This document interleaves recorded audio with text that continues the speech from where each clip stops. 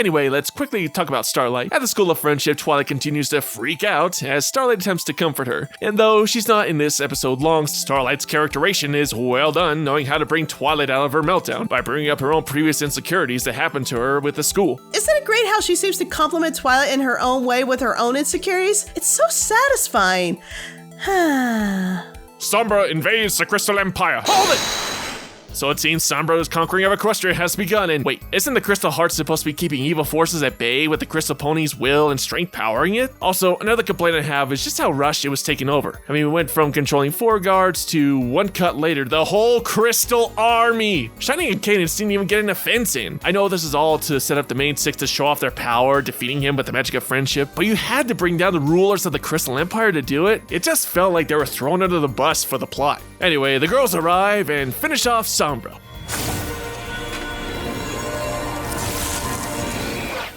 Or do they? Objection!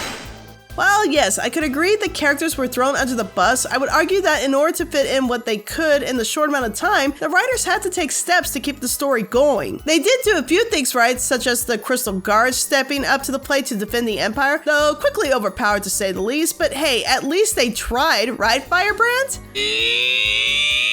And we even get some tense moments when Sombra has Flurry Heart in his possession. Oh, my heart broke when she said her first words. Call me maternal, but I've seen a child in danger, my horn be going up, y'all. But can't exactly blame Cadence for not firing. She risked her baby's safety. Things could have been better if we had maybe a 3-parter opener to the season 9, but we work with what we got. Overall, despite some minor problems, part 1 was a great start. Part 2 is where I start to question things more. Like immediately, how the hell did Sombra survive that? Seriously, we're given no explanation of how he came back or how he tracked him down to the Tree of Harmony. Despite Twilight being out of commission here, I do like how the girls don't just give up and they at least attempt to kick his ass. But that wouldn't be a problem seeing as Sombra is an idiot and doesn't mind slave them. And just traps them in his quote-unquote impenetrable fortress of crystal. I'd argue Sombra was already screwed over until Grogar summoned him back. By then, he probably took steps to secure his safety against the elements of harmony by faking out, then following the main 6 back via shadow stalking.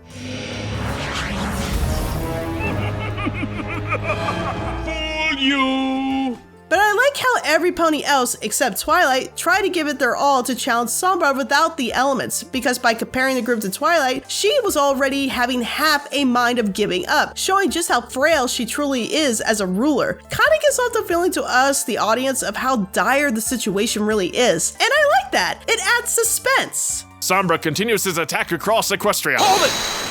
Now that Sombra is free, the rest of the episode is pretty much devoted to him conquering Ponyville and Canterlot. All the while, the ever-free forest is slowly overtaking Ponyville. It is cool to see Celestia and Luna on the battlefield once again, fighting along Star Swirl, the Mentor and the Princesses, side by side, though I do question where the other pillars are. Now, for another problem. As for Canterlot, I know the Royal Guards have never been effective, but the episode made them look so stupid as they were completely clowned by Sombra. At least the Crystal Empire Guards tried an attack. The Canterlot Guards have their warning horns get destroyed by him, and what do?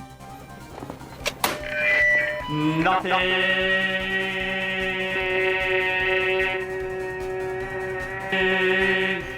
They just stand there offering no resistance whatsoever. Anyway, one of the things I do like about this episode is how minimized the girls' doom and gloom moping is. They get over it pretty quick, and even with the elements gone, they don't give up, even willing to combat the forest with garden tools, showing that as long as they can breathe, they will fight back. I love that determination. The motivation behind this scene to me screamed, we're not dead, we're still alive, we can still do something. I love that motivation that as long as they keep trying, they can still win. You can't just give up when life throws obstacles your way. You either find another route, or in this case, dig under it and cut your way through with garden tools. I love how the main 6, though they did mope, got the unimaginable weight of dread on their shoulders, especially when they looked to Pinkie Pie to uplift their spirits, only for her to say, sorry. None of this sounds funny to me. Just goes to show how high the stakes were that they were facing, but they are together and that's what really matters. Love it. The main 6 make it to Canterlot, but unfortunately, Sombra's minions, their friends and family, bar their way. I'm of two minds about this. Now, it is a rather clever blockade for him to make, using said friends to combat the girls as they would never outright hurt them. It's also a decent allegory for Twilight having to deal with ponies when becoming a ruler, and how there's always going to be some level of adversity. However, the problem with this scenario is that yes, the girls subdue their friends, but a minute later, Twilight just teleports the girls inside. Why didn't she just do that in the first place? In the act of subduing every pony, I liked how they all worked together, especially Fluttershy and Rainbow Dash, showing how strong their individual bond is. Overall, I get what you were trying to set up here, but if you're just gonna have them teleport inside anyway, what was the point?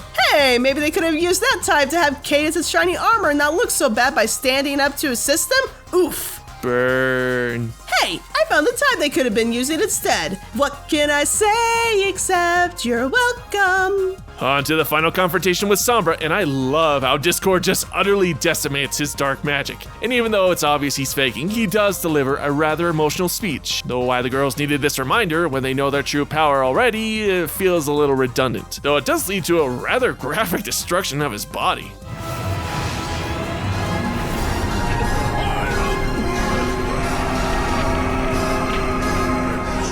You know, for kids. As for the moral itself, I think it was executed quite well, encompassing all the events of this two-parter. Being a leader is difficult, and it's not just ordering others to do stuff, it's the willing to accept responsibility of said leader's mistakes and willing to fix it, as we see Twilight go through in this entire story. Not to mention having the courage and bravery to admit when you need assistance. Every good leader will admit to themselves that they are not perfect and will occasionally need aid in times of stress or overwhelmment. I think it was good that the girls finally got a solid reminder that they are the embodiments of harmony, because for the longest time, they have been relying on a tree and gemstones to help them out of a bind, never really considering that the power was within them all along. Sure, they acknowledge in other episodes that they are the ponies of harmony, but they never really exercise that power as individuals without aids and magical artifacts. The fact they needed to be reminded that they didn't need tools or artifacts was a nice boost to them as friends, to believe in their own power, their own will, their own strength as family and friends. This is a powerful message, and I love how Discord, despite his dramatic acting abilities, was able to speak this with great sympathy and support. Also, Sombra being banished permanently is a cherry on top. That boy be dead, he ain't coming back, y'all. Overall, the Season 9 opener has some pacing issues and questionable plot elements, but it was a fun, epic adventure. I love the characterization of everyone, the animation was fantastic, it was great to see past villains and new villains together, and just a great solid start to Season 9. Despite my bigger complaints of how new yet older villains are being used, and the fact some characters weren't used right or discarded for the sake of a plot, I felt like I was on an epic adventure with massive stakes and high rewards. This opening season starter for our last season of My Little Pony Friendship is Magic has truly left me excited and thirsty for more. While I acknowledge this will be the last season of the series, I still have excitement that for what is to come, especially after it ends, knowing Generation 5 will more than likely take inspiration from its predecessor and continue on another epic legacy of magic and adventure.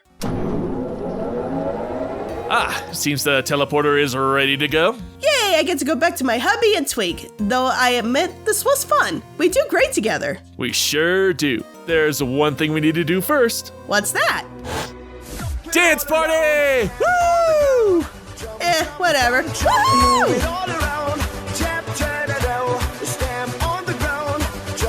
Oh yeah. Whoop, whoop, whoop, whoop. Go, Blissy, go. Go, Blissy, go. Woo! Oh, whoops. Sorry, Bliss. I got overexcited and I didn't know the thing with the place and the idea and mercy? Hey, Twink! I found you a new friend! Friend? Go away, I'm sorry. Go away, Twink, go away. Don't stop chasing me. I'm sorry, don't eat me. Running. Oh, go away, please. It's so nice when Twink makes new friends. I'm Lightning Bliss. Keep an eye out for those rainbows. They will make you smile. My spine is not a chew toy.